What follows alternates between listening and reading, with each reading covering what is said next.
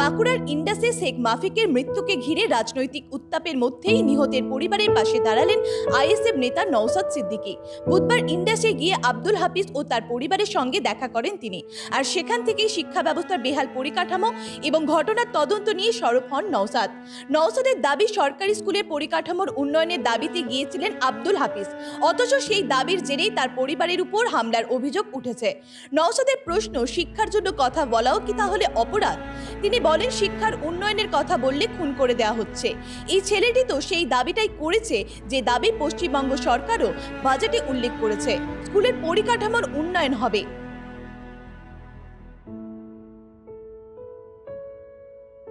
যে একটা শিক্ষার জন্য কথা বলতে গিয়েছে, পিটিএ মেরে দেবে মানুষকে। এ নিজের স্বার্থের জন্য তাকে রাস্তা দাবি করতো যে আমাকে এখানে একটা রাস্তার ব্যবস্থা করে দাও, কিন্তু সে ডিমান্ড নিয়ে যায়নি।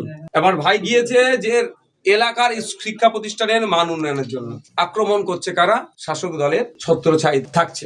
পশ্চিমবাংলার সরকার বাজেটে দাবি করছে স্কুলের পরিকাঠামো উন্নয়ন করব, স্কুল শিক্ষা ব্যবস্থার উন্নয়ন হবে।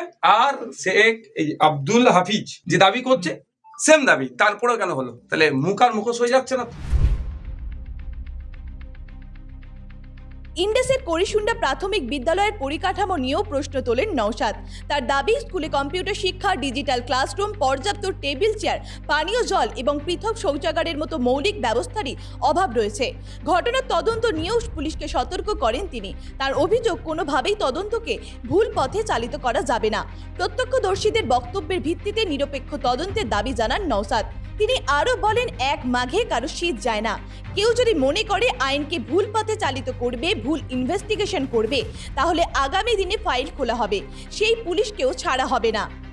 গ্রামের প্রচুর আই উইটনেস আছে, যারা দেখেছে কারা কারা এসেছে, কি কি করেছে। কেউ যদি মনে করে আইনকে ভুল পথে চলাবে, তাকেও জবাব দিতে হবে। এবারে পশ্চিমবঙ্গ বিধানসভা থেকে দাঁড়িয়ে পুলিশ মন্ত্রী একাধিক পুলিশকে কিন্তু সাসপেন্ড করেছে, কারণ তারা বিগত সরকারের আমলে তাদের সঠিক দায়িত্ব পালন করেনি।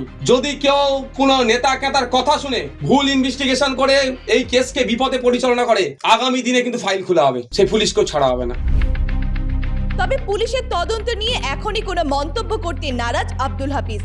তার দাবি, পুলিশ আইন মেনে কাজ করছে, তাই তদন্তের ফল দেখার অপেক্ষায় রয়েছেন তিনি। একই সঙ্গে রাজনৈতিক নেতৃত্বের ভূমিকা নিয়েও ক্ষোভ প্রকাশ করেন হাফিজ। পুলিশ তার যথাযথ চেষ্টা করছে, আইন কানুন মেনে যেভাবে কাজ করা তারা তাদের কাজ করছে। তো দেখাই যাক শেষ পর্যন্ত কি হয়। দেখুন, যারা অন্যায়ের বিরুদ্ধে আছে তারাই আসছে। যারা এই কাজটা করেছে তাদের মধ্যে কিন্তু কেউ আসেনি।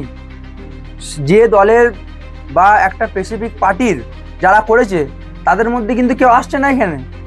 আমাদের যে এমএলএ আছে শ্রী নির্মল ধারা, উনি কিন্তু একবার এসে খবর বা কোনো কিছু উনি নেননি। উপরন্তু উনি ওনার ফেসবুকে, আই থিঙ্ক আমি দেখেছি কালকে, আপনার পররাষ্ট্র কেউ নেবেন, আমি ভুল হতে পারি কারণ এখন আমার মেন্টাল স্টেটটা একটু গন্ডগোল আছে। উনি ওখানে পোস্ট করছেন যে আমার বাবার মৃত্যুর কারণ হয়েছে রক্তচাপের কারণে। এই যে ফেসবুক, ইনস্টাগ্রাম, টুইট, এই খেলাগুলো আজকালকার ছোট ছোট বাচ্চারা এদের থেকে ভালো জানে এরা কীভাবে খেলতে হয়। তো এই যে খেলাগুলো, এই খেলাগুলো অনেক পুরাতন হয়ে গেছে। এগুলো 2018 আগে চলতো, এখন এগুলো আর চলে না।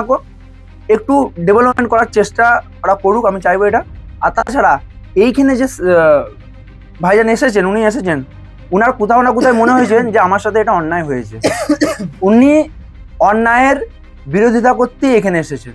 আর অ্যাজ এ হিউম্যান বিং উনার কোথাও না কোথায় মনে হয়েছে একটা মানুষ হয়ে একটা মানুষের পাশে এই সময় দাঁড়ানোটা খুবই দরকার, সেই কারণে উনি এসেছেন। উনি এমএলএ, উনি পলিটিশিয়ান, উনার একটা ব্যক্তিগত যা পরিচয় থাকতে পারে, সবার আগে উনি একজন মানুষ। তো উনি এসেছেন একজন মানুষের বিপদে, একজন মানুষের পাশে দাঁড়াতে এসেছেন। নওশাদের বক্তব্য, এই লড়াই কোনো ক্ষতিপূরণের জন্য নয়। যে শিক্ষার উন্নয়নের দাবিতে আব্দুল হাফিজ পথে নেমেছিলেন, সেই দাবি এবার আরও জোরালো করতে হবে।